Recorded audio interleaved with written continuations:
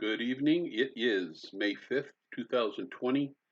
This is Class 8 for Music 347, Worship Lit. This is our last class, and there's a couple different aspects of the class tonight. So I'm going to do all the lecturing on this video, and then I have two other videos that I recorded earlier today on another computer where I have some software.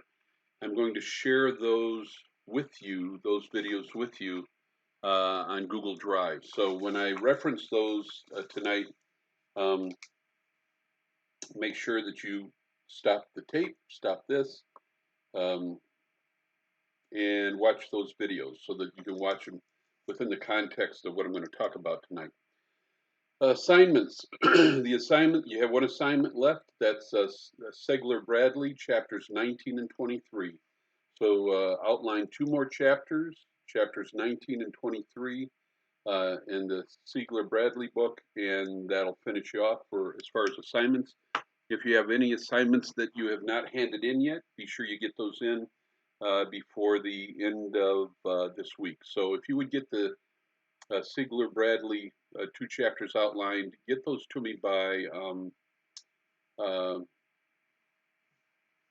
think I have the 10th. I can't remember. Yeah, I think I have the 10th on there. 10th is fine. Just get them to me and that'll work. Okay, let's get right into it. First of all, comments on song reviews.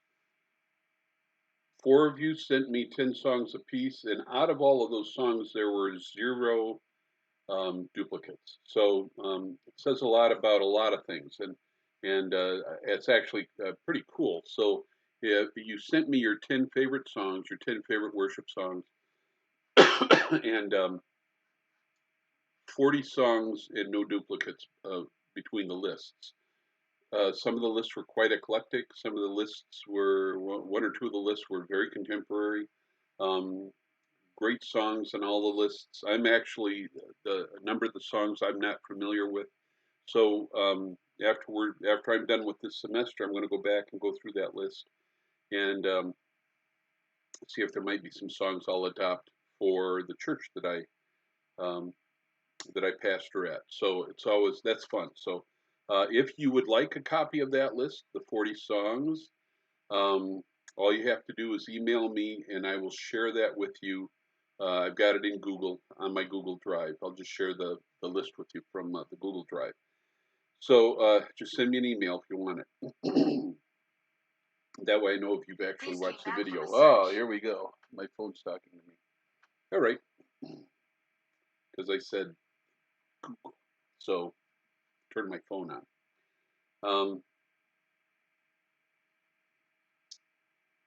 All right. And you had some old songs on there too, which was interesting. It's a nice list. Nice set of songs. All right. Comments on, let's start with the worship service 7. This is your ideal worship service.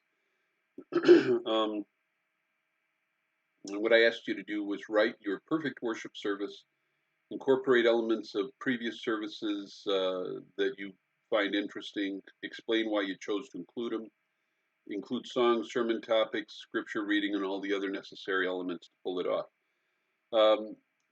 They were all 4 were more alike than they were different, and that's not surprising. When you take a step backwards and look at a worship service, the differences between liturgical services and charismatic or even emerging services may look vast, but the truth is that an actual worship service is going to tend to have similar elements. There's probably going to be a message. There'll probably be some music. It may not be the same music, but there'll probably be some music. Even an emerging service where there's a dramatically different format and it's more maybe more like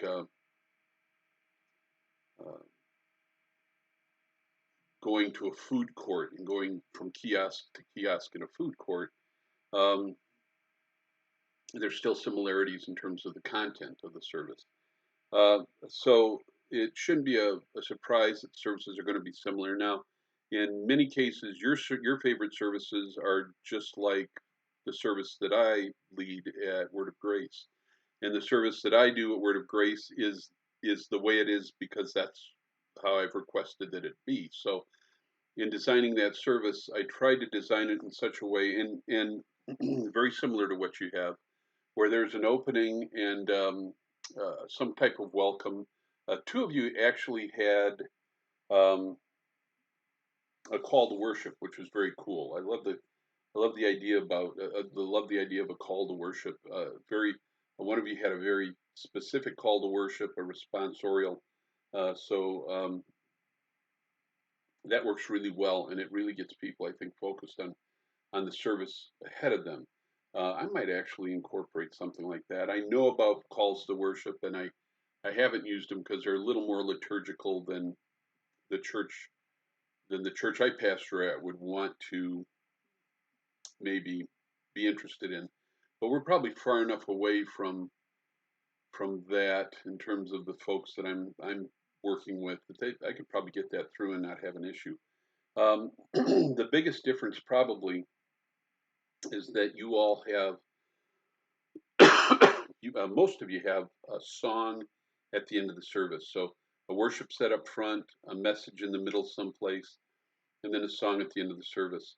I took the song at the end of the service out. So what I have is I have a welcome, three songs, sometimes four, but usually three songs, pastoral prayer, then the offering, then another song.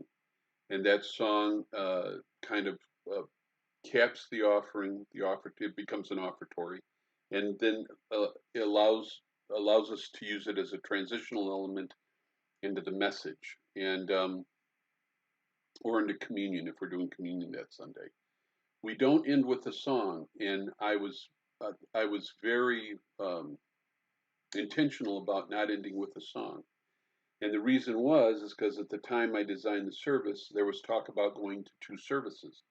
And if we had gone to two services and we'd used the same musicians from the first service to the second service, we would have gone back to back service, maybe a 15-minute break, and then start the new service. And so what I wanted to do was allow the musicians, the instrumentalists that were playing, musicians that were playing, to play the first service, stay for the message, play the second service, and then leave before the message, so that they're not tied up to have to come back for the last song at the end of the second service.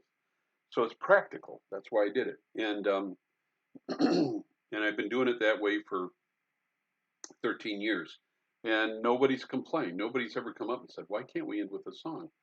Which is interesting. It would be easy to put one in. That's just what I chose to do. I may put one in at some point, but that's so it puts all the music up front so that the musicians finish their portion, their participation in the service at the beginning of the service or in the first 30 minutes, so that we can so that I can excuse them in case we go to a second service. Um,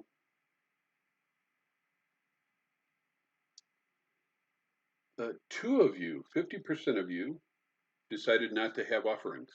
Now, I would imagine your reasons for not having offerings is probably you forgot to put it in there, or you're saying, or you think, oh, it's just part of this, so I didn't put it in there separately. Now, I will say this though, and it allows me to address it.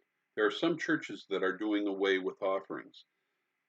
Not completely, they just don't have it as part of the service. Now, I think offering is part of worship. Worship is more than just singing. Obviously, you know that, and it's not just this class where we've talked about that, but other classes. So, offering is part of the act of worship, and it's part of the demonstrable act of worship. The people sitting in the room participating in the service. So, it's important to allow people to give, and obviously, it's important to the church to have that income flow.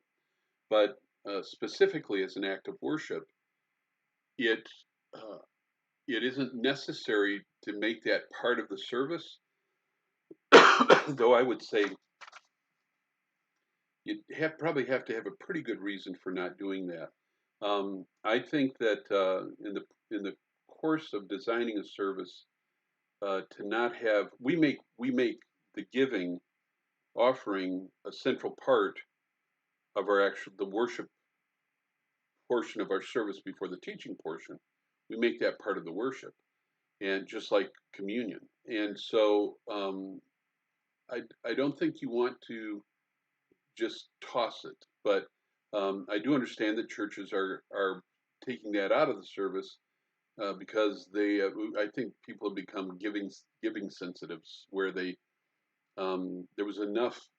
I mean, in the old days, like 10 years ago, people used to say, "Well, I don't go to church because all they want to talk about is money." Well, I I don't hear that much anymore, and I think that's because churches have been so traumatized by somebody thinking that they're only interested in getting their money that they went the other direction and tried to um, talk about it as little as possible.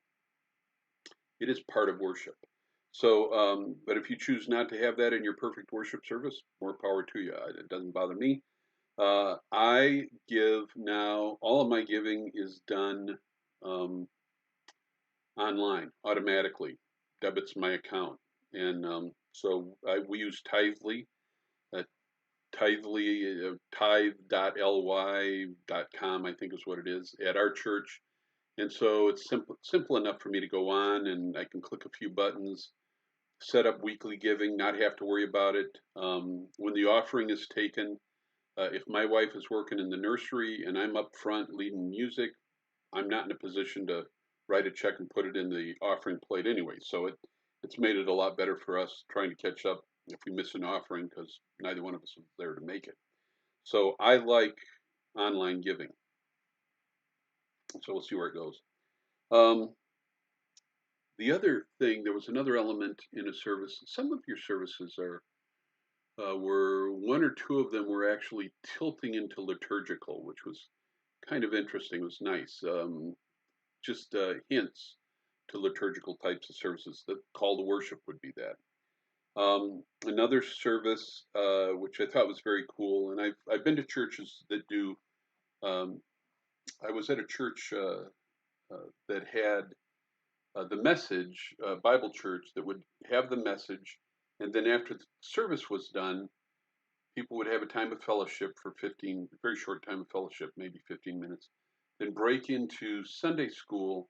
And the Sunday school was actually a discussion about the message.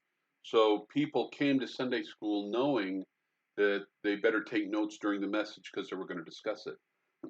So one of these services, very cool, is a was a service where the one of you designed it so that there is a after the message, before the service is over, you break into small groups and you discuss the service or discuss the message.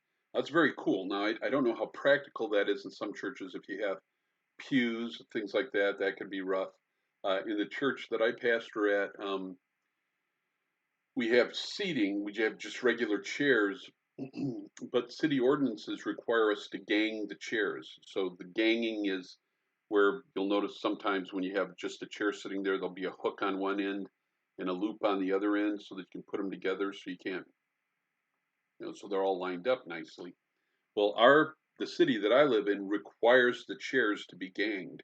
So the thought of breaking up at the end of after a message and then moving the chairs around into a circle is a nightmare. That because the process of doing that would be difficult, to say the least.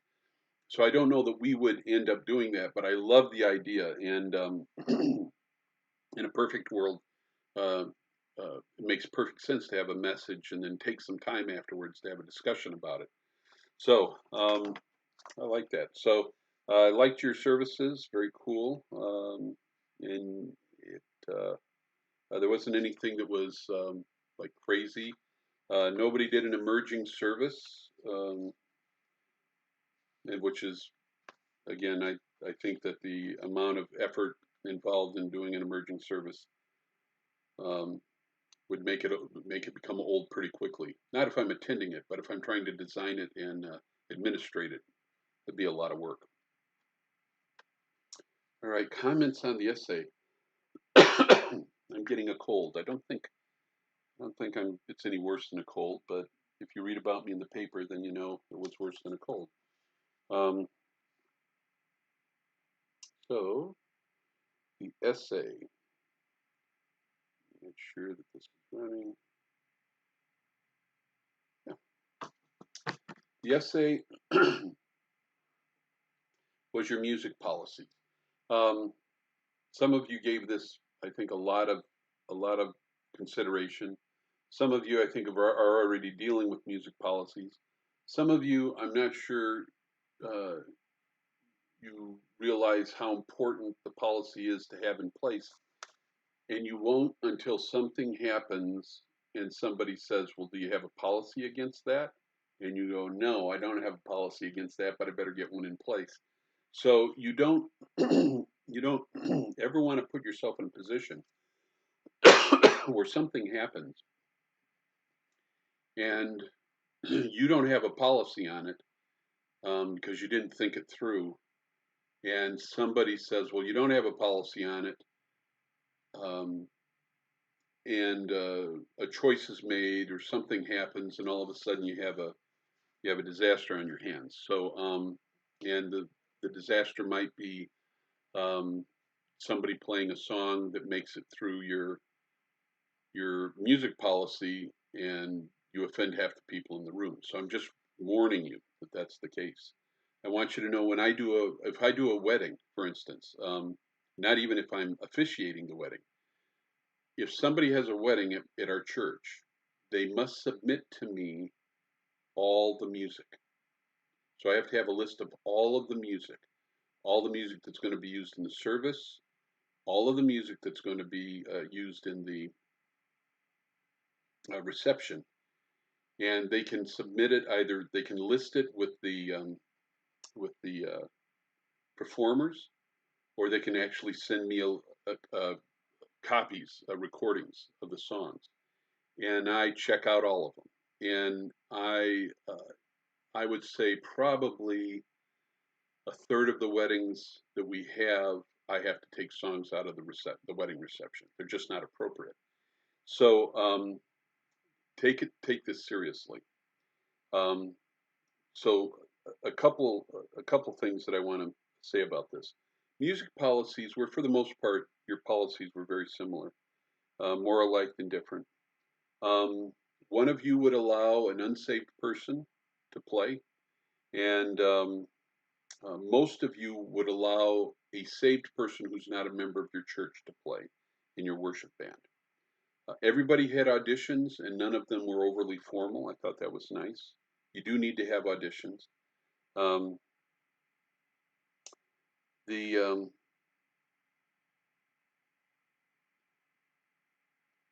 Let's see what else here.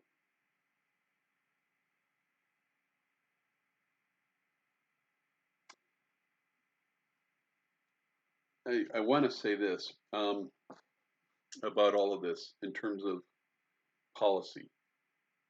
The people involved in the worship ministry, and at our church, the worship ministry is the people who play in the band, the praise band, the people who run sound and run the computer, the people who play in the orchestra, the people who sing in the choir, um, the people that cover for me when I'm not there to lead. Um, those are all the people in the worship ministry. And if they have spouses, those spouses are included in the worship ministry. So the worship ministry is um, a pretty homogenous group of people in the church, and they're also fairly well connected and um, invested in the church. So my bass player is an elder in the church. My pianist is married to an elder in the church. Um, I have people that are either deacons um, or leaders within the church. all part of this ministry, and it's my responsibility to pastor them. That's my pastoral assignment. It's not unusual for the music people and the worship people to become kind of an entity in and of themselves. It becomes, in a very real sense, of this small group of people and personalities. I would give you this charge: never, ever allow the worship ministry that you're leading to become divisive, or to become dissension, foment dissension within the church. It My brother-in-law has a church in Gurnee, Illinois, a very large evangelical free church, and the worship pastor um, got a bee in his bonnet and tried to cause a church split. Now, he wasn't trying to cause a church split. What he was trying to do was get certain changes made in the church, because he was the worship guy and he thought that he knew better than the elders of the church. He wasn't an elder, he was a worship guy. And he tried to get some changes made in the church, and the vast majority of folks uh, didn't care for what he was doing. He finally ended up leaving, and he left in a huff and made a big deal about it and tried to take people with him.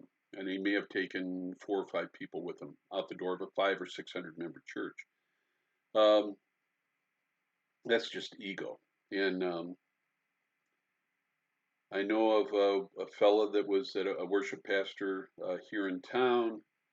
Um, he left the church because of differences in doctrine, and there was a potential there. I think he handled it better. There's a potential church split. Could have been a church split, but he and his wife left without making too much of a stink. Anyway, what I'm saying is this: I know personally. I know personally people on both sides. People who've caused dissension and people who've tried to hold churches together after somebody did damage to it. It is the worship position in a church, the music position in a church, has the potential to be. You have the potential to raise up some pretty strong people in the faith. You have the potential to be one of the strongest small groups of people within a church. And because of that, you have the potential of doing really dumb, stupid things and tearing churches apart. My prayer is that you never do it. If you're in a church and there's something that the church is doing that's morally reprehensible or that's going against Scripture, I'm not talking about preferences. I'm saying if there's something that the church is doing that is morally that they shouldn't be doing. Now, if they're doing something illegal, you need to call them on it, and you may have to give a call to the local police department or the FBI. But that's usually not the issue. The issue is usually one of doctrine. If you Matthew, the verses in Matthew, you go to, if somebody's offending you, or if somebody's done something wrong, go to them, take somebody else with them, and take more people, and bring it before the elders. Um, if it's a disagreement on something and you're having trouble coming to an agreement on it, then leave. Just leave. Be Affirm each other. You're still brothers and sisters in Christ. Um, wish the best to each other. Say, you know what, I just can't continue here because of your position on head coverings, because of your position on speaking in tongues, because of your position on allowing an unsaved or a saved or a non-Christian into a ministry, or whatever it is that happens. We had somebody at the church leave because the church had a garage sale, a fundraising garage sale for the youth. And the fact that we had a garage sale for the youth to raise funds made us like money changers, according to this person. And so the person left the church. Now, I think there was more to it than that, but that was his reason for leaving. And he left quietly and didn't make a big stink about it. He left the way he should have. But I'm just telling you, don't use music. Never use the worship as a platform to get your own agenda through. Or, and I think you know that, but I'm telling you now, so that if and when that situation happens, at least you're going to have my voice echoing in your ear saying, Tom said, try not to let this happen. The longer you're in ministry, the more likely you are to be on either side of that equation. So I'm just warning you. Okay, so that's everything on the assignments. Again, if you have anything that you haven't handed in yet, get it in by the end of this week, and I'll give you some credit for it. All right, technology for worship. I want to talk. This is a time. It's a crazy time. Um, People wearing masks now, uh, and wiping down counters and surfaces and hoping they don't get coronavirus, and all the rough stuff that's going on out there. So um, it's it's caused some changes in the church, and I want to talk about a few of those things, and maybe talk a little bit about technology. I'm not going to go. I'm going to go heavily into this, um, but try to get into it enough that you aren't afraid of it. Okay, so technology and worship. I'm going to start on something called a multi-track recording. Um, Music in a worship service, live music in a worship service is the best and easiest way to do the music. Okay, I have been in services. I've been to church services where where the church was small, the resources were slim. They had someone who had difficulty singing standing in the front, and when it came time to do the songs, they reached over to their boombox, hit a button, and played a cassette tape, and the church sang with the cassette tape. Now, worship is worship, and I think you can worship that way. I don't want to be a musical snob about this, but the church was small for a number of reasons. One of the reasons the church was small is because their worship band consisted of a boombox and a cassette tape. So there is, I guess, if there's, I would tell you that bad music is worse than no music. But, and I wouldn't say this was bad. I would say a few things. Number one, of course, the fact that they were playing that cassette tape for worship, they were probably breaking laws. Number two, it's not that hard to put together something that'll work, that is a little easier on the ears, more flexible, and would allow you to have an actual worship ministry that you can build on. Because I'll tell you what, a boombox is not something you can build a music ministry around, a worship ministry. So I will say live is best and easiest. But there are some times when you might want to look at multi-track and stem recordings. When I started at Word of Grace, which was 13 years ago, the church was younger. It had a much more eclectic, a much wider demographic. Things have changed a lot. A lot of people have moved. Um, there was we had a Christian school, got rid of the Christian school. People left after the Christian school left, and a number of other things have happened. So we're smaller than we were, and I went from having a worship team where I could field three unique praise bands. Um, so I had three drummers, three pianists, three guitarists, three bass players. at least on each of those positions. And so I had this rotation going. And if somebody was sick on a particular morning, it was simple. I'd just pick up the phone and call someone and say, hey, can you come in and play today? And they'd say, sure. As a matter of fact, the way it worked was if you were going to miss a service, if you were scheduled to play bass on Sunday and you couldn't make it, you called one of the other bass players. I left it up to the actual bass player or to the pianist, whoever's going to be gone, and asked them to make sure somebody was going to be there to cover for them. So things ran very nicely. Um, we're now in a position where the church is smaller. It's older. It's much older. Um, the My availability of musicians has shrunk. I still have a full praise band. I have three keyboard players.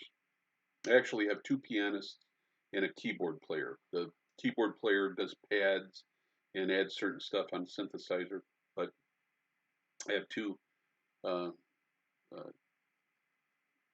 two pianists. Then I have a smattering of other instruments, but of the key folks, I have one bass player, I have one rhythm guitar player, and I have one drummer. So if the drummer is gone, I don't have a drummer, which is, if you're doing contemporary music without a drummer, it can get rather difficult. Matter of fact, any music without a drummer, if you have more than three people playing, can become problematic because you don't have the the rhythm section to hold people together. I have a bass player that can play 2 or 3 services a month, usually 3, and so there's at least one Sunday a month when he doesn't play. I have a guitar player that's almost always there. The only time he misses is when he oversleeps. So that's my current crew. I love them all. They're wonderful people. I love working with them. But sometimes I'm missing somebody on a Sunday morning. Um, I am now in the process, and I had to think this through. I'm really a purist. Maybe I'm a musical snob, but I did decide last summer that I was going to start moving towards multi-track recordings when necessary to fill out the praise band. Now, with what's happened with the coronavirus and the fact that things are the way they are, and I'll explain this in a little bit, I've actually taken this a step farther. But um, it, I don't want you to uh, think that this is harder than what it is. It isn't. This is not a hard thing to put together. And I also want to give you permission to try this in case you're thinking, um, no, that's something I don't want to do. That's too loopy for me, or no, that's not for the church I'm at, or maybe you are a musical purist. But it's a relatively simple process. The learning curve is a bit high, but once you've done a service with worship tracks, uh, you're fine. It's very simple to get past that. Once you're past the first service, it becomes a simple thing. You just do the same stuff over and over, the same processes over and over. So I want to give you a path to experiment with this. I'm going to tell you right up front, you can do some of this stuff. You can do it for free. So, and as I talk about this, I'll talk about some of the stuff that's available out there for it. I will not think less of you if you use music tracks. 5 years ago, I probably would have, but now that I'm in a position where I've been forced to take a look at them, um, I've changed my mind on it, and that's why I'm bringing it up with you. Uh, what a music track is a when you when you get a recording, you load something off a Spotify or whatever, and you put it on your MP3 player, whatever, however you're doing it, you're holding it on your phone. You usually have 2 stereo tracks. You have a right track and a left track, and the vocals are going to be right in the middle of that track um, because that's where they put it when they engineer the recording. The original recording of that track is going to be 10 or 15 or 25 different tracks of individual instruments. And then in the process of making that recording, They take those instruments and then port those into two tracks, and so they're overlapping and overlayering. And but the original recording, each instrument is recorded individually. Sometimes at the same time as everybody else, but ultimately it's recorded on individual tracks so that they can bring those tracks in and balance them individually against the other tracks. So if you get a recording or download a recording of Izzy Worthy, and that's been out for what, 2 years, year and a half, Izzy Worthy, and you say, well, I really like that recording. Well, the folks that are doing recordings in the Christian community know that that song, if it's singable as a congregationally, that song has the potential to then be used in worship. So they record the song in such a way that they make the individual tracks available. So you can go buy a Chris Tomlin track. Now, I'm not talking accompaniment tape like in the old days. You get it on a cassette tape, and the old lady stands up at the front, puts cassette tape in, and then sings with it. Similar, but not the same. You actually get the original tracks from the original recording that Chris Tomlin or you know Casting Crowns or whoever did the recording, Crowder. Those tracks come in, and you download those tracks, the same tracks that they used, and so you now have maybe 10 or 15 or 20 different tracks that come from that original recording. Now that would be that's one type of multi-track. Then there are multi-track recordings, and that's available to buy. You can buy those tracks.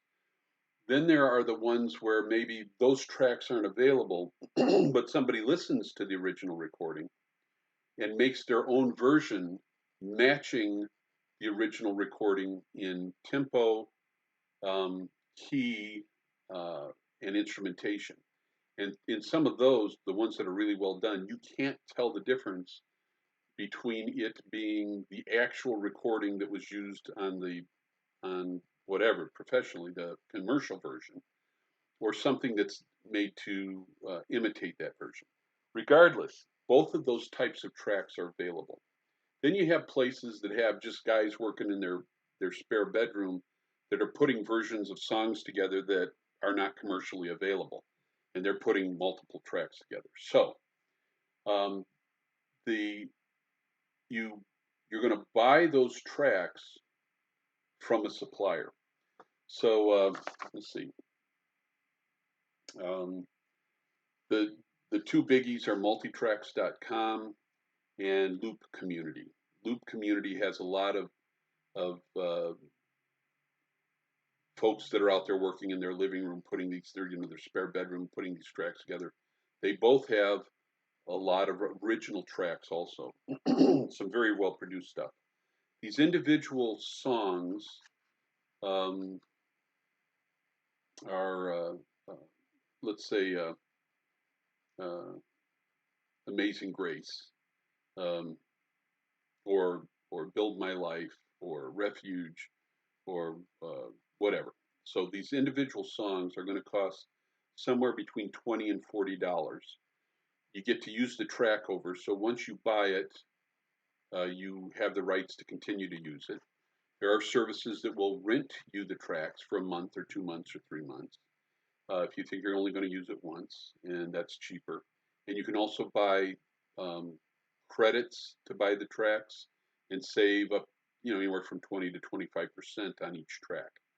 So there is an investment in these tracks, but remember that most churches don't have more than maybe 60 or 70 songs that they rotate regularly.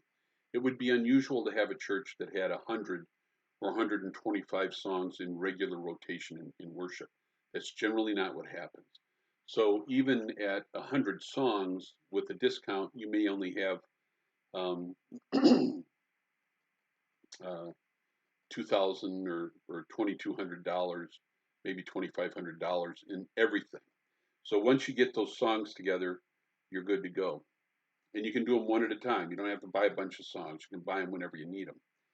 They come in several forms. I always take them in wave, a dot wave form, which is just a recording. It's a recording like anything else. So you can use all of the tracks or part of the tracks.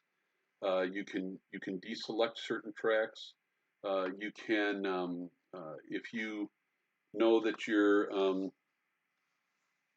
to be missing your drummer that day. If you have a full contingent of praise band members and you're only missing the drummer, then all you have to do is use the drumming track. If you have your drummer, you have everybody else, you're missing the keyboard and a lead guitarist. Just use the keyboard and lead guitar tracks. And so you have the ability to select and deselect. Each track or each recording, each song comes with something called a click track, and a click track is something that sets a tempo and it just goes click, click, click, click, click, and it holds the song together.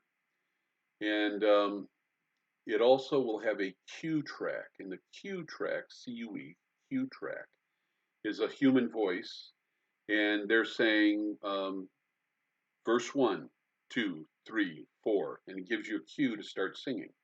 And then it'll say chorus 2, 3, 4, and the chorus starts.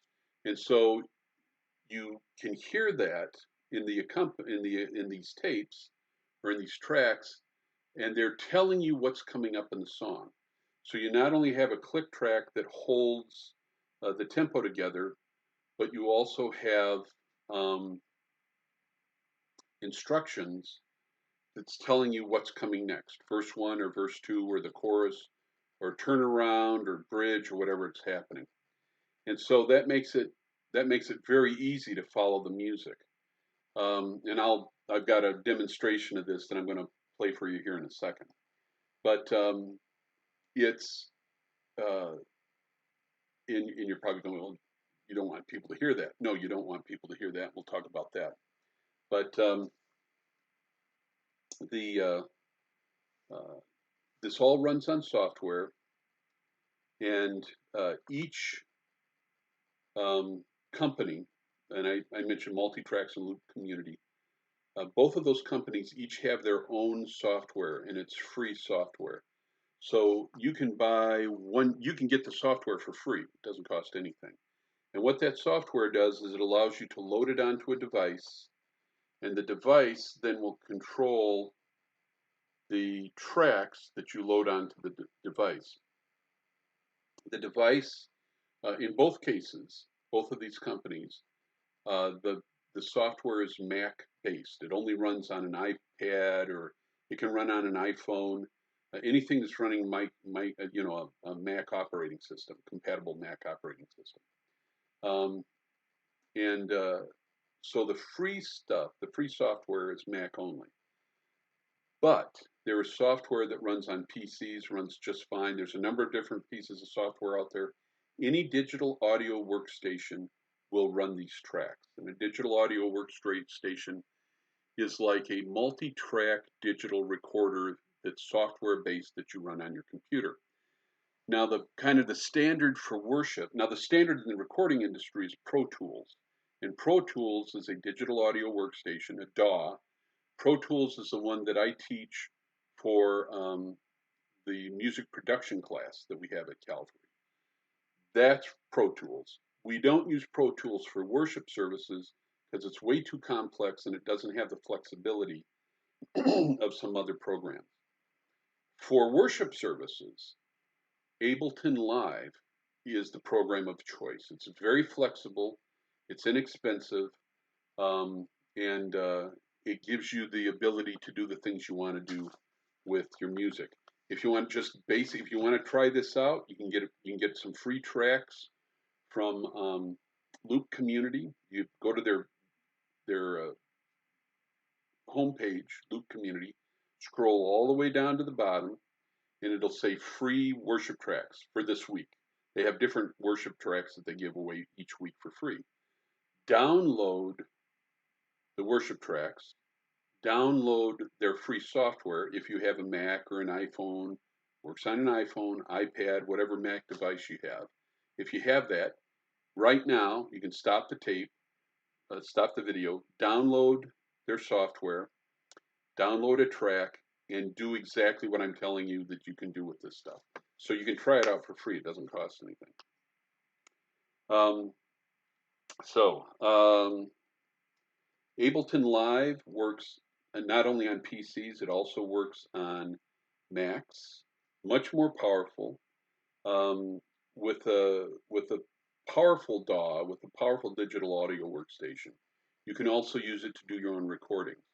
The free software from these companies won't allow you to do your own recordings. Ableton Live will. So if you are a songwriter, not only can you put Ableton Live on your computer to run your worship services, but you can also sit down with Ableton Live, plug in a microphone, plug in some other equipment, which that's another class. That's what we teach in music production. But you can plug in some other equipment and record songs that you're writing, make your own songs, add some drum tracks, add some bass, and you can do all of that with Ableton Live. That's a whole nother class. But Ableton Live is perfect for doing worship tracks. Okay, so what you can do with Ableton Live is you can control the tracks. You can change the pitch. You can do that with the other software too. But these recordings, if they're in the wrong key, you can change the key. You can change the tempo. With Ableton Live, if you want to record some extra background vocals, you can do that. If you want to record something else onto the track, you can do that. You can start and stop it from a computer, from a keyboard. You can set up your keyboard so that you can hit a key and start and stop the software. You can control the software with a foot switch like a guitarist would, and you can also control it with, there's some touch pads. Like Novation makes something called the launch pad. These really cool, colorful things, got colorful colored buttons, different colored buttons. You can change the colors, and you can press the buttons and map them to functions in the software. So it's very cool, very flexible. Ableton Lite or Ableton Live has 3 versions. There's a light version, there's a standard version, which is probably the one you need if you go with this, and then there's the big professional if you're doing a recording studio version, which you don't need. Okay, so the Ableton Intro is 69 bucks. It's on sale right now. It's normally 100 bucks. Right now you can get it for $69. Standard is on sale right now for $314. There's an education discount. If you've got an EDU at the end of your email and you let them know that you're a student, you can get it for 269 bucks. That's the version I use at church.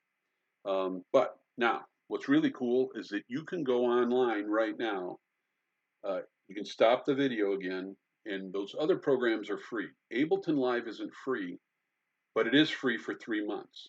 So you can download the huge professional version with all the bells and whistles. And Ableton will let you use it for 3 months for free. Great for coronavirus because we're probably going to be cooped up for a few more months, right? So you can use that software and test it out for 3 months for no cost. Very powerful software, and we'll talk more about that here in a second. Now, in addition to that, and this Ableton Live is very cool. You can control if you have a lighting system in your church. You can control it. You can write the light cues into Ableton Live, and it will control your light controller and tell it when to turn lights on and off. So you don't have to have somebody running a light board. If you have Pro Presenter, we use Media Shout as a event trigger. Media Shout or Pro Presenter is that thing when you're sitting there in church and you're looking up. You should know what this is. As you're looking up and you see the words going on the screen, or somebody starts a video, that's done with a. In the old days, that was done with PowerPoint. Now it's done with a program called either ProPresenter, Media Shout. There's a couple of others out there, but those are the big ones. ProPresenter is the biggest of the big. Ableton Live talks to ProPresenter. So you can set up your slides in Ableton Live, and it will tell ProPresenter when to change your slides. So if you have to bring somebody in to run your slides every Sunday morning, you can now turn that over to your computer, program it into Ableton Live. And so now Ableton Live is syncing the slides with the song that you're singing at that time. So that if you decide to go back and do a chorus for a second or a third or a fifth time, the sound guy doesn't have to figure out what you're doing. The software will automatically tell ProPresenter to go back to the chorus and put that right slide up. So it's very, very cool in terms of automation. Setup is pretty simple. What you're gonna do is you're gonna take your device, whatever your device is, if it's an iPhone or if it's a laptop like I'm recording this on, you're going to take that, you're going to load the software onto your device, that or this, and you're going to download the tracks onto the device. And like I say, you can run this off an iPhone. You load the tracks onto there. Then you're going to take that device, whatever devices you're going to play the tracks on, and you take out of your output jack from your, it could be headphones, let's say, a headphone jack or an output jack from your laptop or your phone. It'd be your earphone jack in your phone. That's a stereo jack, and you're going to come out, have a right channel and a left channel, and you're going to come out with a single mini plug from your phone or your computer. You're going to go to a splitter, and you're going to have the right channel and the left channel split out, and you're going to plug that into your soundboard, into your mixer, just like you're plugging in anything else. It's like plugging in a CD player or plugging in a tape deck. You're just plugging in a stereo input. Then you can run the service off that iPhone or off that laptop. Then the mixer is going to send those two signals, the right channel and the left channel, out. The left channel is going to be a click track and cue voice. And that's in your left ear. And you're listening to that. And the only people that get that output are people on the stage that are the musicians that are leading the worship. So you're the only people that hear that signal. That's the left signal.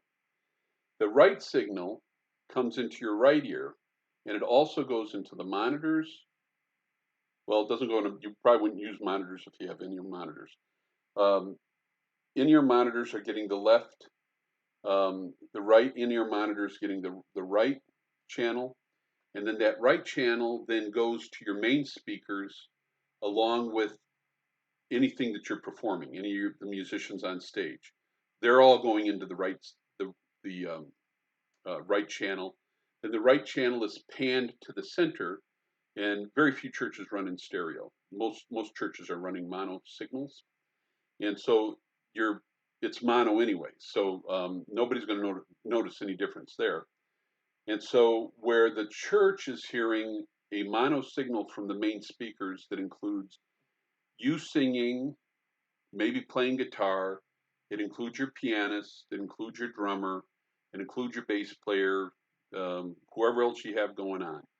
They're hearing all of that. You're also hearing that in one ear. And then in your other ear, you're hearing the cue tracks. Now, if you're missing hearing in one ear, you just, when you get those two tracks in, you overlap them and put them into one input. So that's not a big deal if you're deaf in one ear. So just so that you know, there's a workaround. There's a workaround for most stuff. Okay. So it's easy to set up. Let's see, we talked about how flexible these are.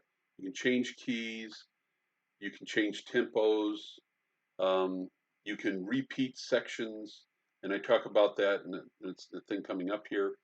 And you can do that all on the fly. You can do it actually while you're performing or while you're leading worship on a stage. In addition to that, you can You can set up a series of songs for your worship set, and you can set the transitions into those songs. So you can do there's a merge function where as you end the song, the tempo will slow down or speed up to match the tempo of the next song, and so you can do crossfades between the songs. You can do it so that you're singing the first song and it automatically merges into the second song, or you can do it so that you're singing the song and it stops, and then the next song starts after a predetermined period of time. And it's very easy to set these up, and I show you how to set the basic setup for a song here in the video coming up. Um, and like I say, you can pick just the tracks, just the instruments that you want. And then when you're all done, you can save all that as a file so that the next time you do Build My Life, you don't have to go back and redo anything. If you get it tweaked right the way you want it, it's the right tempo, it's the right key, you like the way the intro is, you've decided that you want to do the chorus 3 times instead of 2 times, and you add another chorus, and you can do all of that. You can save it so that when you're doing worship planning and you decide, okay, I'm going to do Build My Life this week, all you have to do is pull that file out, drag it into the program. Um, it'll take you 5 seconds to do that. It's that quick. So it's a very quick process. And then you can just punch out the buttons of the instruments you need. If you need them all, you use them all. If you don't, just use what you need. So let's see. Oh, the other thing you can do is once you've downloaded all those songs and you have the service the way you want it, you can then take the tracks and send the tracks to all the people that are playing that Sunday, that coming Sunday, so that they can hear. Let's say you have a drummer and he's got a great ear and he doesn't read well. So you can say, look, I want you to listen to the drum part of this track. Can you imitate it? And then he goes, yeah, okay. And he listens to it, he imitates it. And then when you get there Sunday, you can turn the drum track off in the software and let him play it live. Same thing with a bass player or a guitar player. So it's a great training tool for your musicians too. Raises the bar for everybody. Okay, so the way it works is you go to Loop Community, let's say, or Multitracks. Today I went to prepare this video that I'm about to run for you, or that you're about to run. I went to Loop Community and I downloaded Build My Life because I thought, I like Build My Life. I think I'm going to start incorporating that into my worship services. So I needed a recording of it. So I picked it up this afternoon, paid for it, 20 bucks, downloaded it into Ableton Live, processed it, and I did it in real time. I brought it in, and and then I recorded the process of doing that in Ableton. And so you can see exactly what I did when I brought it in. And remember, I've just started using this stuff in the last month. The Ableton, I've done Pro Tools and Cakewalk I started doing Cakewalk 40 years ago, so I'm familiar with DAWs. But I just started using Ableton Live about a month ago. And it's very, very easy to use, surprisingly easy. So I brought it in. I did some tweaking, did a little bit of um, add a little bit of reverb and stuff like that, and so you'll get to see the process of bringing it in. So and I have it set up so that the file comes in as a zip file, and the zip file has, in the case of Build My Life, it might have had 10 or 12 tracks in it, maybe 14 tracks, 14 different tracks for Build My Life. So I went to Loop Community. I paid for it with a credit card. Immediately downloaded it. It comes in as a zip file, and I extracted the zip file into a folder called Worship Tracks. That's in my regular work area of my computer where I do worship planning. So I have a set of files on my computer for worship planning. So I bring those files in, extract them into that file, into a folder, and the folder's worship tracks, and the subfolder is Build My Life, 70 beats per minute in D. So all it says is Build My Life, 70, and then D, a capital D for D major. So that shows what multi-tracks are in that file. Ableton Live, then I have a file. When I set up Ableton Live, I was allowed to set a place where Ableton Live could go look for tracks, and I put in the tracks are in my documents on my computer under this folder, and it automatically updates it as I add new songs to that. So when I go to Ableton Live, I open it up. Immediately, the folder that I keep the tracks on in another place in my computer, not in that program, another place in my computer, comes up on the screen and allows me to immediately drag those tracks over to Ableton Live. It makes it so simple. Okay, so when I do this, and what you're going to see is I'm going to bring up Ableton Live. I'm going to load the songs, and the workflow would be this. You load your song set. Let's say you're going to do 3 songs. You bring in the 3 songs. You determine the transitions of the songs. You change any keys or tempos that you want to make it work. Then you figure out what tracks you want to use. You might use all of them. You might only use the pads, or you might only use the drums and tambourine of another set of tracks. Then you send your files out to your folks. Then you set up any syncing that you wanted to do with ProPresenter for slides. And 20 minutes later, you're done.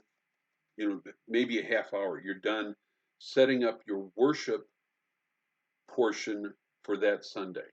Then all you have to do, if you're doing it on your iPad or if you're doing it on your, in this case, an HP laptop, is close up the laptop. You walk, you walk it into the auditorium.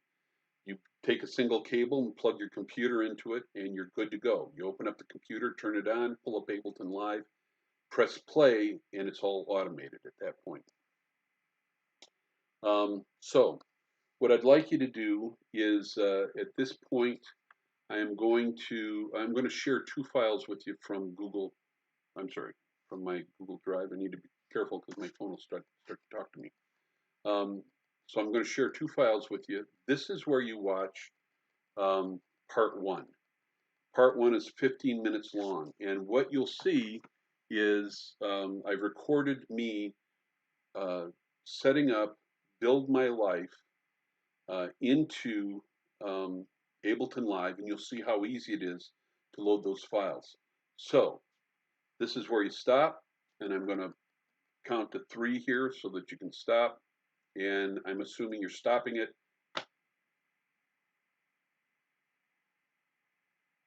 Okay, now you should have watched that video. If you haven't, stop it right now and watch the video, part 1.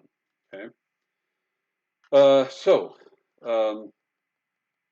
Again, there's a cheap way to do it. Download their free app. You don't have to use Ableton Live.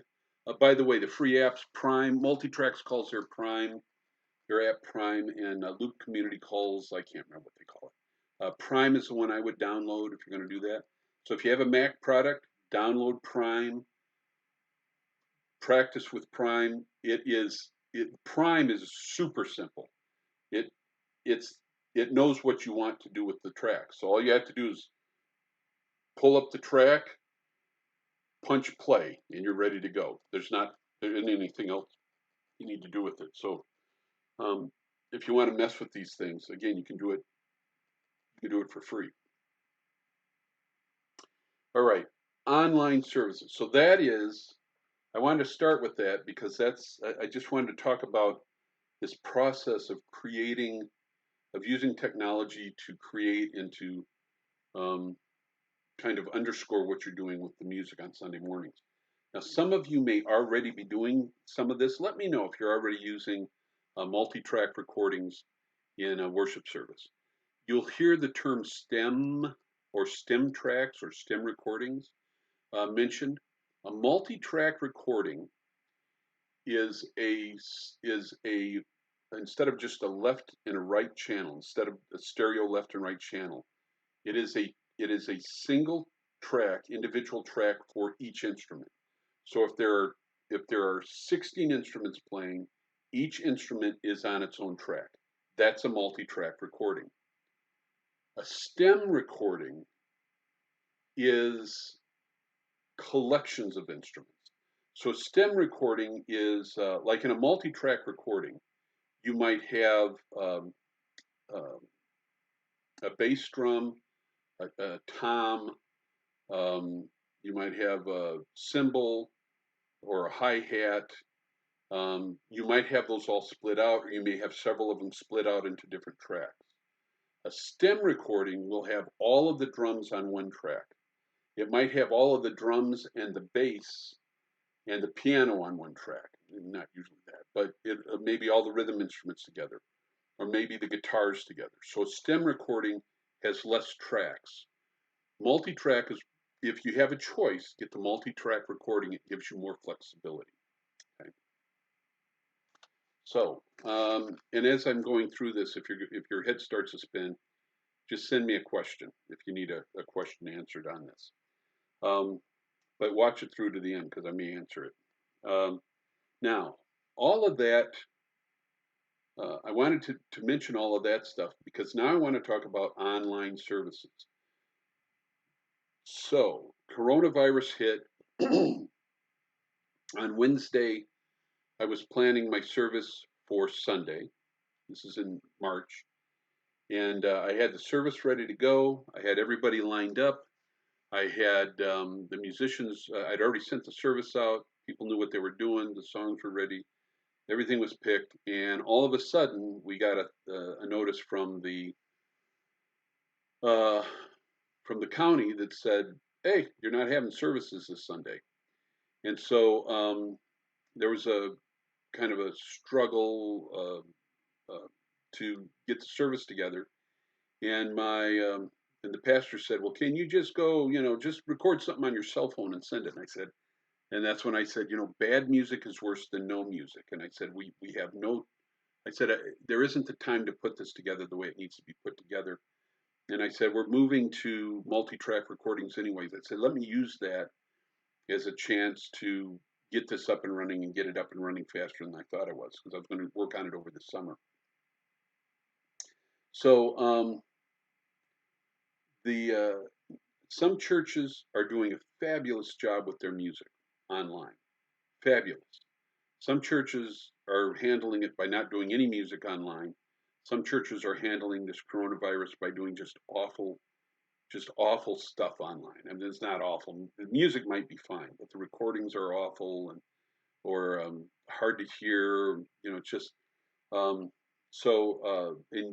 I don't want to talk about philosophy much more than sometimes bad is not good enough. So I want to talk a little bit about what's involved with doing music on an online service, and some of this will spill over into just regular video on an online service. So kind of best practices. So how do you put all this together and make it work? The first thing I want to talk about briefly is copyright. As a worship leader, you need to have a plan and have this plan in place before something like this happens. Sometimes it snows and we're closed down. The coronavirus is not going away. It's not going away anytime in the next 3 or 4 or 5 months. We may come out of quarantine. As a matter of fact, coming out of their first service in the church is going to be the 17th. The first church service in 2 months is the 17th, or no, 1 month. Let's see, where are we? 2 months. 2 months will be the 17th of May, and we could be back in quarantine in August or September. So we want to make sure that that we're ready if something like that happens. CCLI, you should have a CCLI license. You talk about that in other classes, but you should have that for the church where you're doing music. CCLI allows you to do worship music live in your church, in the building, for your church services. That's what it allows you to do. It does not allow you to broadcast that music on YouTube or Facebook or anyplace else. So a CCL license just allows you to use the music for your worship services in-house, physically in the building. You can get a separate broadcast license to take music and place it on the internet. Okay, if you if you don't have that license, you should not be placing any of your music on the internet. It's against the law. It's a violation of copyright. If you do have the broadcast license, CCLI broadcast license is going to run 60 to 100 bucks, and that allows you to use any of the CCLI songs. If you go to WorshipCast, WorshipCast is somewhere between 250 or 400 bucks, depending on the size of your church. That's a big one. That's like 25 million songs. Everything that's in basically CSAC, BMI, ASCAP, all of those entities. That's the big one. Now you don't need that probably. You probably can get away with CCLI for under 100 bucks. You can get a broadcast license. What that allows you to do is to broadcast recordings, broadcast performances that are done by your church on the internet. Okay, so it does not cover professional recordings. You can't. It doesn't. You can't take a Chris Tomlin song. You can take a Chris Tomlin song and perform it under a broadcast license. You can't take the Chris Tomlin song off the CD that Chris Tomlin did and run that. That's against the law. That's a completely separate license. So all these little nuances in terms of how you use music and where you use music usually requires a different license. And there's a reason for that. That's something I talk about in music business. It's a whole nother animal. But uh, so to run stem recordings or multi-tracks online. Okay, so let's say that you're on the 17th, we're going to go in, we're going to do a service, and we're going to take the service and broadcast it online. Now we've been broadcasting online, but we don't do the music because we don't have a broadcast. We haven't had a broadcast license. We'll now have a broadcast license.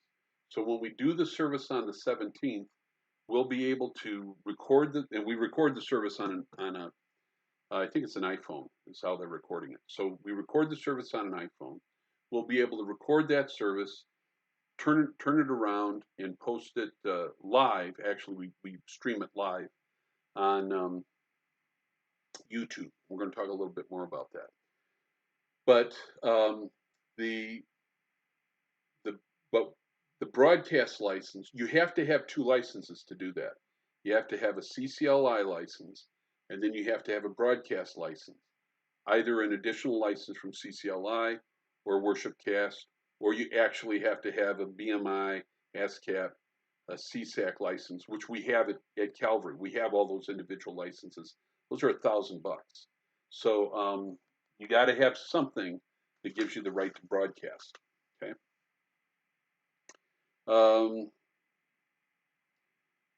Now, here's the good news. Because of coronavirus, the multi-track people the folks that own the rights, the underlying performance rights that all those multi-tracks are based on, have released people to use the tracks online for an indefinite period of time. So right now, you can use multi-tracks and you can broadcast them. You don't have to have a separate license for that. That's cool. So however you're you're broadcasting, you can use those and use them in your broadcast. Now, I need to give you one warning. The reason I'm not running the reason I'm not doing this demonstration of Ableton live on this channel is because this video is going to be resident in the YouTube system. If I put that video that I've recorded or the video that you just watched, if I put that video on YouTube, video has an algorithm, or YouTube has an algorithm, and so does Facebook. Facebook and YouTube both use algorithms to identify music that is commercially available. And if they tag your performance as being commercially available, they will kick the recording out and probably tell you if you do it again, they'll kick you off indefinitely, permanently from their services. I think 3 times for YouTube, and they kick you off permanently. So I can't bring that video or do it live for you here because it may. I'm not sure if it will, because it's a loop community, Build My Life, the one that I did in the worship example, the video example. Build My Life is not commercial. It is a loop community version, but it's a community version of a commercial recording, and the algorithms may pick it up as a commercial recording. Now, here's the horrible thing. We have permission to stream it, but the algorithm doesn't know that. It's just a computer. So the fact that we've been given the right to stream doesn't mean that YouTube can't still kick us off. So if that were to happen, you actually have to fill out some paperwork and tell YouTube that you have permission to use it, and it's a big mess. So if you're going to use worship tracks and try to stream them, be aware that YouTube and Facebook may give you problems. The work around that is to not use them to stream your services. There are other services that you can use to stream. Okay. Now, additional software for streaming, you're going to need a video editor. And the video, if you're a Mac person, it's iMovie. You just do it on iMovie. If you're a PC person, there's a whole bunch of free video software thing. I mean, you could go buy Adobe Premiere, whatever it is. It's very expensive, but it's a great program. My son uses that for editing his videos. Great program for editing video, but you don't need it. You don't have to spend that money. Movavi is what we use at the church. Movavi is free. You download it for free. You load it. It does everything you need it to do for streaming a service. So you get your free video editor, either iMovie or Movavi or one of the other free ones. Then you can get a sound editor. If you have Ableton Live, that's going to work for you. A sound editor or a digital audio workstation, either one of those two. Sound editor, the freebie, the one that everybody uses is Audacity. Everybody's using Audacity. That allows you to record in stereo and do everything you want to. So you can put Audacity on, pop a mic in, and sit in front of your computer and record just like this, just like recording in front of your phone. So there's other DAWs out there. Pro Tools is a possibility. Pro Tools First. Pro Tools isn't cheap, but Pro Tools First will do the job you need it to do, and that's free. Pro Tools First is free. There's some other free one. Cakewalk has a free version. Ableton Live for 3 months is free. Ableton Live Lite or Live Intro is what they call it. $69. So there's a bunch of things out there that you can use. Now the next thing, and you're going to want to record video and audio, and you want to do that into separate systems, and we'll talk about that here in a second. Production values. Okay, if you're going to do this, and you're going to try to do this right, what you want to do is kind of decide on a minimum standard that you're looking for. Just watch a few services, different churches online, and you'll get to see the wide variety there is in terms of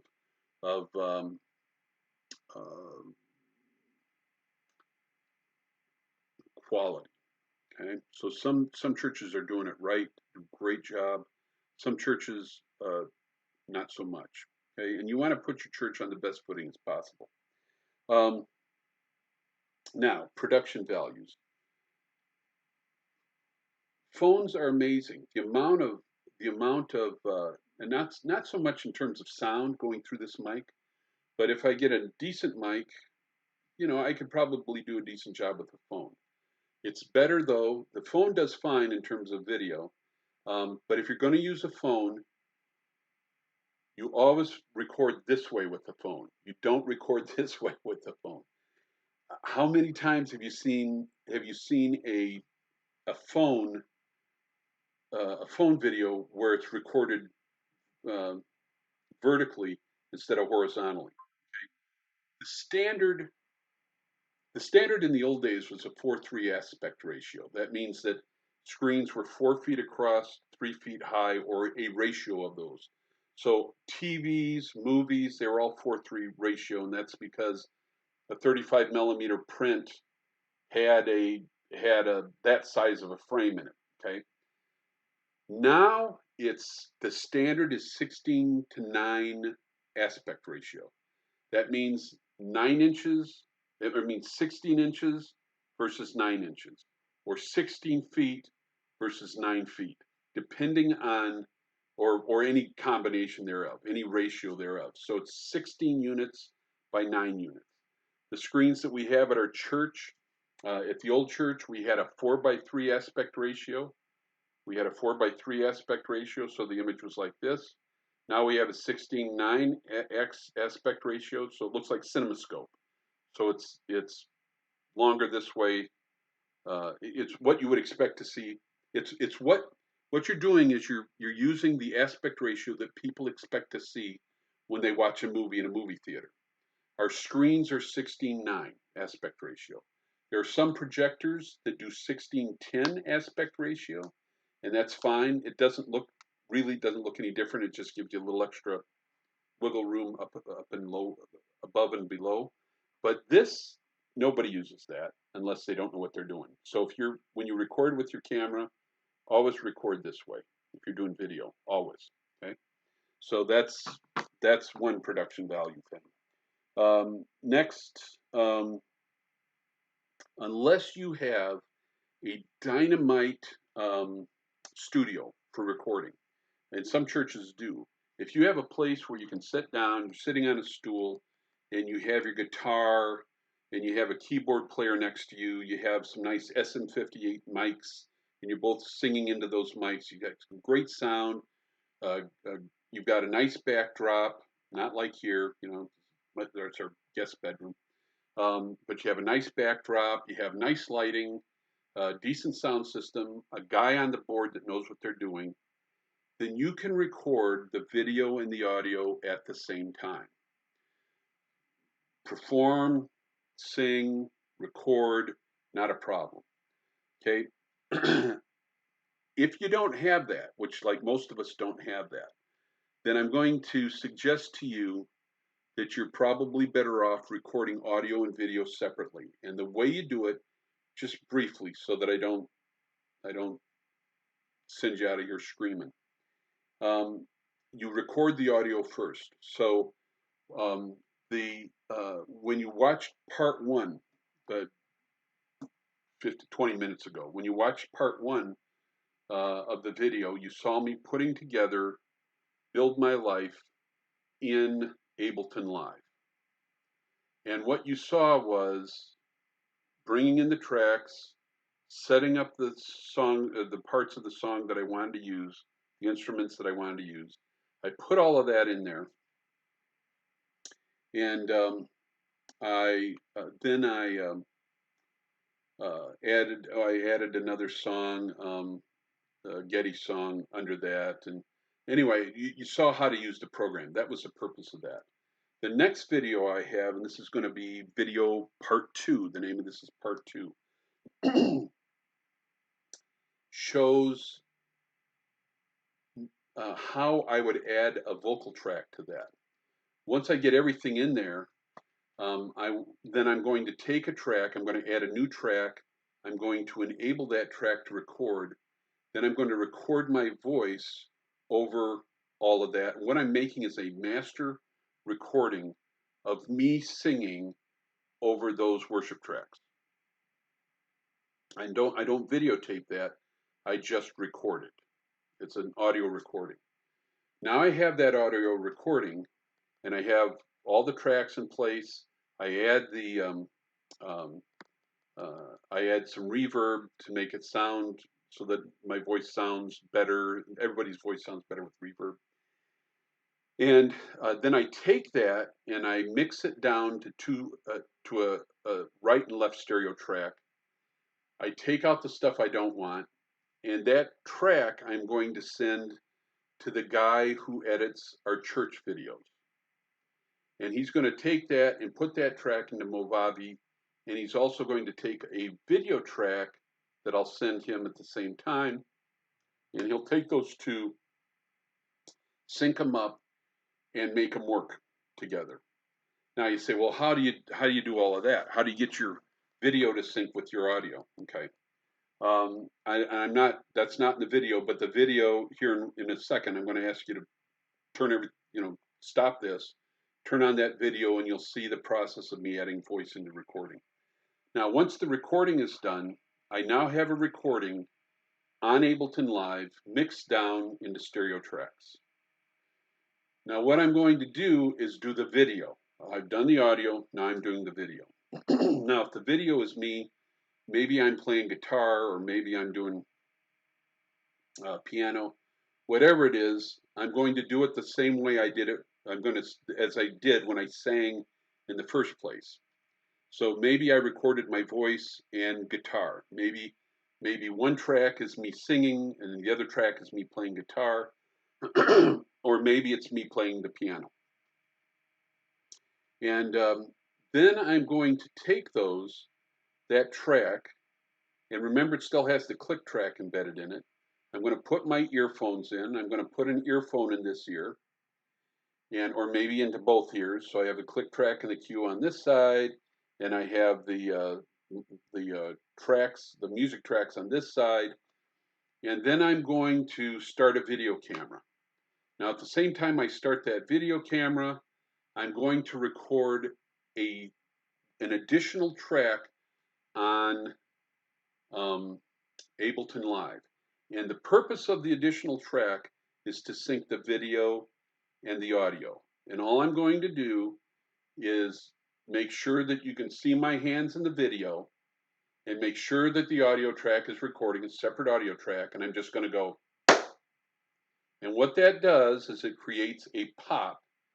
And when you pull up Ableton Live, you'll see the pop as an audio at the point of the wave. You'll see this pop, and all you have to do is take the video and you find that point where the hands come together, and you find the point in the audio where the pop happens. You line those up, and then the rest of the video is in sync. So now I go pop, and I play, and I sing just like I did when I sang the original audio track. Now what you have is me singing with myself, and if I sing it the same way, it's not hard to do, just make sure you don't do anything differently the second time you sing it. Then the sound, then I have a recording of me singing with the video. I have the actual track recorded when I did the video, and I also have the track that I did before I did the video.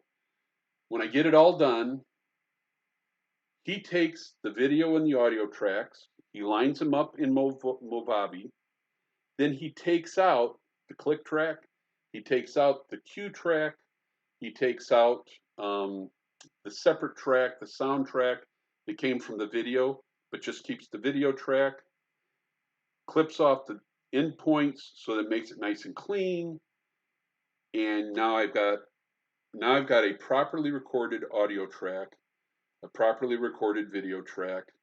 And it's not nearly as complicated as it sounds. It's just very easy to put this together. And it's basically the same way that this is the way people do music videos. It's the way people do performances if you're watching something on TV, rarely are those performances live.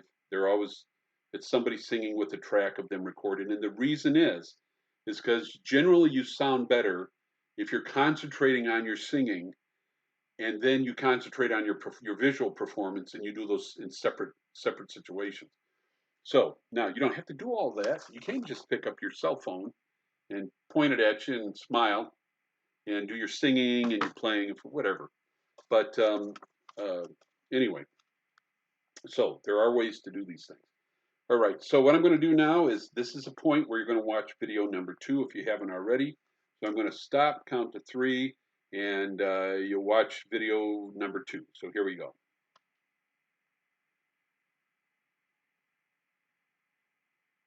Okay, you're back. I'm assuming you watched video number 2. Uh, I have I've included it when you go to watch this on Canvas, this particular file on Canvas. Underneath this file, you're going to find 4 videos um, by a guy named Jake Gosling. Jake Gosling has a website on YouTube called Churchfront with Jake Gosling. Now, Jake is a worship pastor, worship leader out in Colorado. He also has a business, and this is how he probably makes his real money. Um, but he does worship training, and he talks about being a worship pastor and how to be a worship leader and how to be a good worship leader. And but mostly he talks about technology, and he's got some great ideas and some cheap ideas. And so what I've done is I've included 4 videos that you can link to. Be careful if you subscribe to anything from Jake, he will inundate you with email trying to get you to buy his online courses. So um, you might not want to do that. You might want to do that. That's up to you. But the free stuff that he has on YouTube is great. It's got some great ideas and great applications. So I have 4 on there, 2 on live streaming setups. He's got one on, very cool, most affordable in-ear monitor system. It's using Behringer, same thing that we have at school now, Behringer in-ear monitor stuff. And then he has a beginning thing about how to get started using click tracks and a praise band, and that's worth watching. So that's there. So I'll let you peruse that on your own. Okay, a few more things here as we wrap up this class. I've got pages and pages, but I'm not going to cover it all. So a few things. I want to talk about enculturation. Enculturation is that process of internalizing truth or internalizing the stuff that you're trying to learn. We learn from what's going on around us. Enculturation is we learn to be who we are because of where we're living. We become um, um, products of our culture. We think and do what we do much because of where we grew up. We grew up in the United States. Um, so the church needs to be a place of enculturation. The message teaches the truth, but the songs make it stick. Okay, so teaching is important. That's where God's truth is proclaimed through the Word. But it's the songs that make that stuff stick. It's that your church theology, whatever your church theology is whatever you're singing. So if you're singing bad theology, people are going to walk away with bad theology. If you're singing good theology, people are going to walk away with good theology. So your theology should line up with your doctrinal statement of your church. And so always be analyzing are these songs that are enculturating are the people that I'm pastoring. Okay, so that's one of your responsibilities. Um, you know about finding new repertoire. You're going to get it from your colleagues, from your friends, from the radio. I always go to CCLI and look at the top 100 songs being used in churches. I check that out every 2 or 3 months, see what's being used. And then denominational resources. Lifeway is the Southern Baptist arm of music arm and publishing arm. So you go to Lifeway and see some of the stuff they're doing. And then there's a song discovery, publishing houses send stuff out. People in your church are going to come up and say, "Can we sing this song?" Youth in your church are going to be really into certain songs. Understand that you're probably all of you are probably in your early 20s, at least, maybe late 20s, maybe older. Understand that when you're 22, 23, 25, those 15-year-olds in the youth group are now listening to different music than you did when you were 15 years old in the youth group. So just be aware. But they may have some interesting songs for you too. Worship conferences are a great place to pick up new songs. Worship Leader, worshipleader.com, Worship Leader Magazine, another place that's really good. And then there's online stuff, online forums and stuff where people are sharing ideas. When you're introducing new songs, um, what I do is I'll usually use the song as special music first or as a response for offering. Then I'll put it the next week. I'll put it in the regular rotation. Then I'll wait 2 weeks, do it again. Then I'll wait a month, I do it again. Um, if I can get a nice choir arrangement of it, I'll have the choir sing it, and that's how I teach new songs. And usually after the second or third time, people have clicked into it. But do have some way that you're going to teach a new song. Don't just do it haphazardly, and don't think that I'm doing a new song. People are just going to have to pick it up on their own. Try to do something to make it easy enough for people to figure it out. Sometimes you can have the children's ministry do it. Um, uh, Sometimes you can reference it in a bulletin or whatever. So let's see that. Let's see.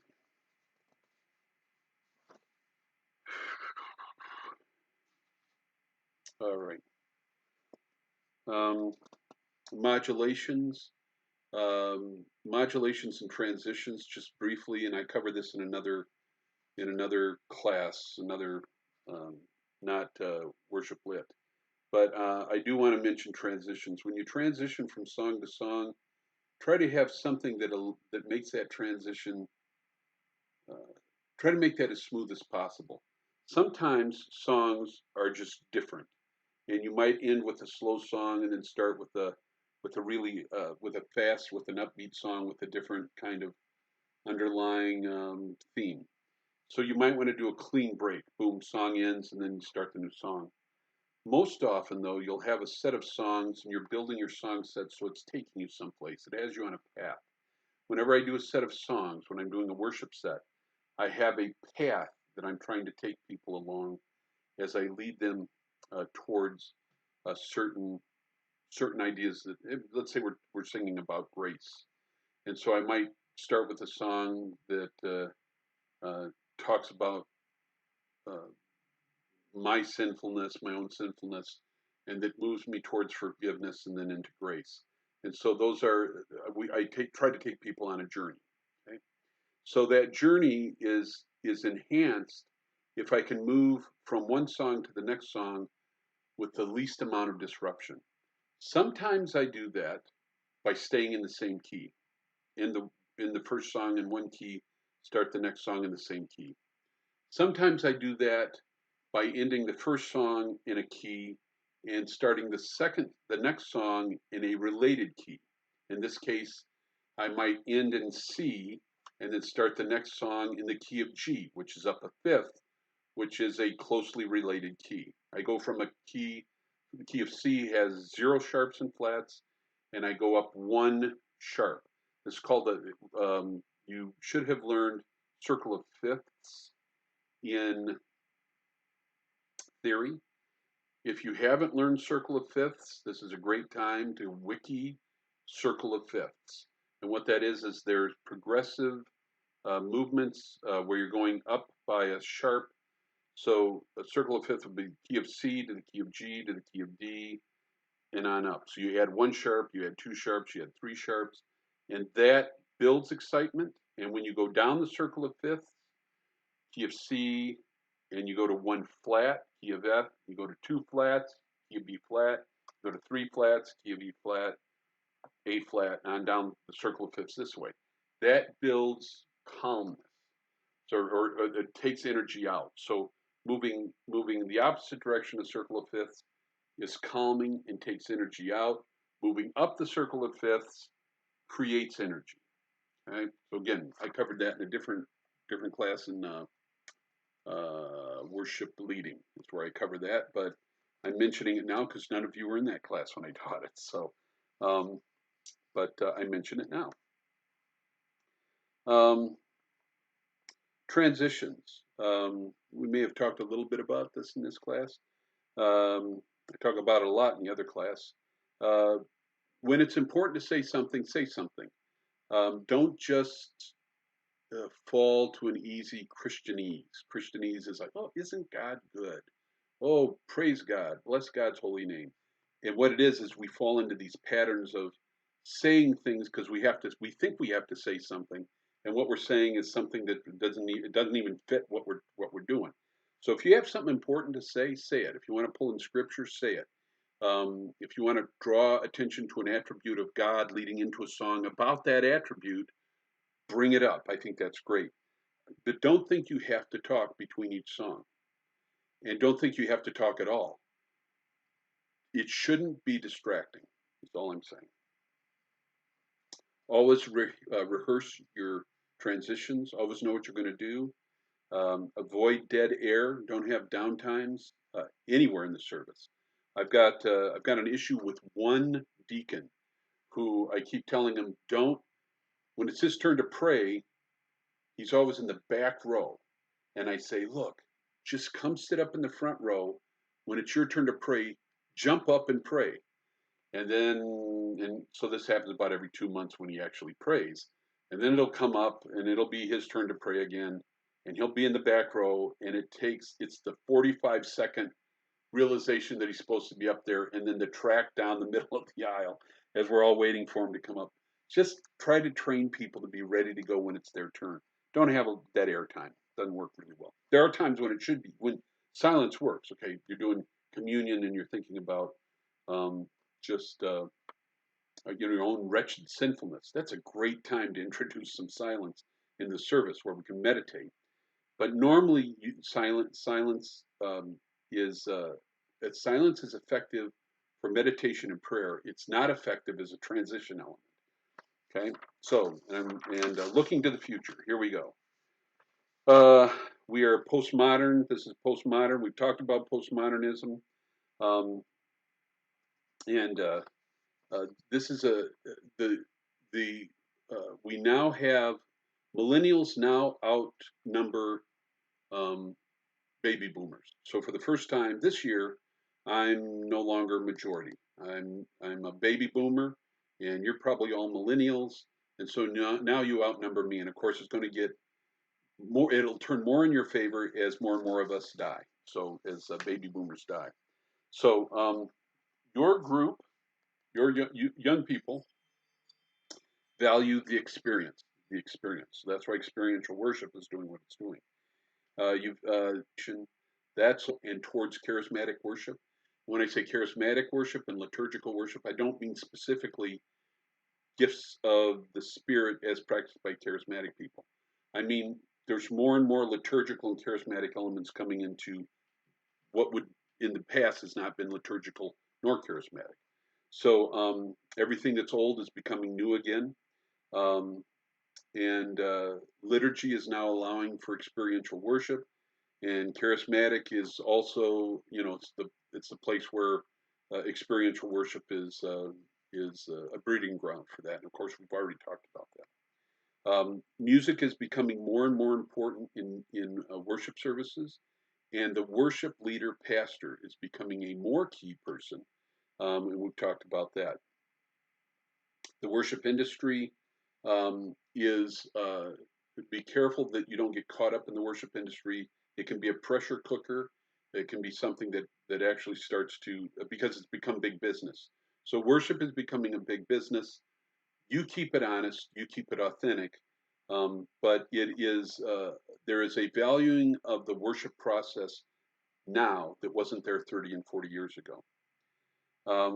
We also have there's world worship coming in. Ethnic worship is becoming more important as we see more and more the differences in worship across different cultures, and the emerging church, of course, is at the forefront of this. Charismatic, to a lesser extent, bringing in this multicultural ideal and elements into what's worship.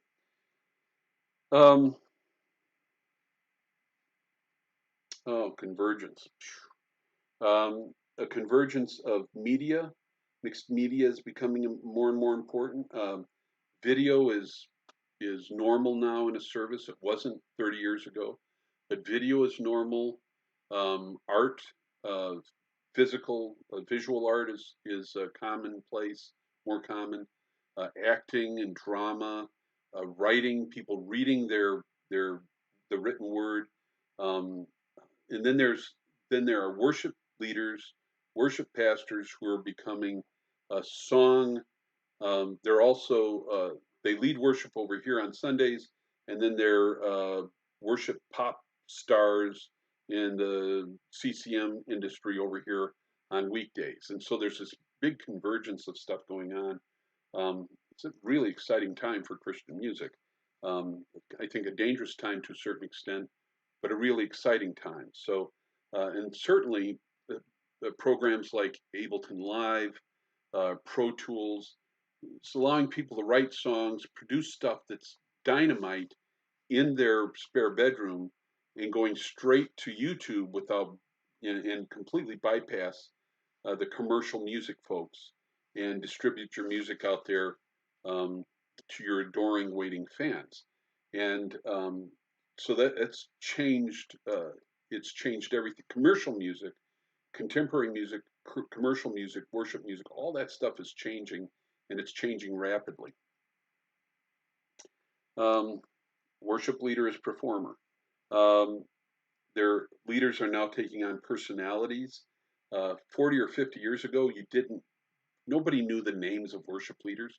Chris Tomlin is a worship leader. Meredith Andrews is a worship leader. David Crowder is a worship leader. That's what they do. That's what they were doing before they did this other stuff. So um, they're becoming. It's kind of cult of personality. Make sure that you don't have your faith hijacked uh, by the ad the adulation of fans. Um, I pray that you stay authentic and pray that you stay real. What you're doing. Compensation, respect, and training. All of that is becoming more and more important for a worship pastor. You don't go into worship leading to get rich, though there are some churches that are paying their worship people great money. Again, I wouldn't go into the industry to get rich. If you want to do that, there are other industries where you can get much more wealthy. Um, but um, but there is a growing respect for worship pastors and for what music does. I had a conversation with my pastor a couple days ago, and he said, "Oh, we're." The conversation was, well, we're doing okay financially through this coronavirus thing. Of course, we're coming up on the summer. I don't know. We're going to have a whole lot of money. Be careful, everybody, what you're doing with your budgets. And I said, wow, I really want to upgrade the music ministry. I think we're going to need at least one Mac, maybe two Macs. We're doing PCs right now. I think we're going to move to Macs. Anyway, so um, it and I said, I'm going to need to spend this and this. He said, how much are you going to need? And I said, X amount of dollars, twice what my budget was last year. And he goes, and his response was, it's for music. Go ahead. Okay. That didn't used to happen in churches. So, anyway, music is still going to be, in schools, it's still going to be sports over music. That's just the way it is. In churches, um, it's, there it primarily is still going to be preaching based in our circles. In the charismatic circles, music dominates. In our circles, the word dominates. Um, uh, and I'm not saying that's wrong. I'm just saying that that's where we are. That may change more and more as music becomes more important. I don't know. I'm not. I'm certainly not saying that's the way it should go. I prefer. I mean, if I'm going to go someplace, I'm in a generation that values the word. That's what I'm there for. So, but I don't know what I do not know what's going to happen culturally. So just be aware that there's still a lot of changes going on, and you're in the middle of it. You get to experience all these changes as you're coming into the industry, not as you're leaving it, like I am. Finally, I want to talk about training. You don't need to go to uh, university to be trained to be a worship pastor, but it is preferable that you do. More and more places are calling us, trying to hire our worship graduates. And like I said in previous video, we place people normally before they graduate. So there is a great demand for worship pastors, worship leaders, especially ones that are trained. Um, so get don't stop training. You get your training at Calvary. Go to conferences. There's online stuff. Read magazines, trade magazines. Continue to learn. Continue to train. And if you were a pastor, a pastor that preaches, if you were a preaching pastor, a teaching pastor, you would study the Word. And now you should you should be studying the Word. But beyond that, you should be studying music and studying worship with the same fervency that you would anything that you're devoting your life to. So you're devoting your life to being a worship person, worship pastor, and or worship leader. So I would tell you, um, be serious about it and don't stop learning. Have a great summer. Be safe and email me with your questions. So just your one assignment, get that in, we're done. So God bless you all. Bye bye.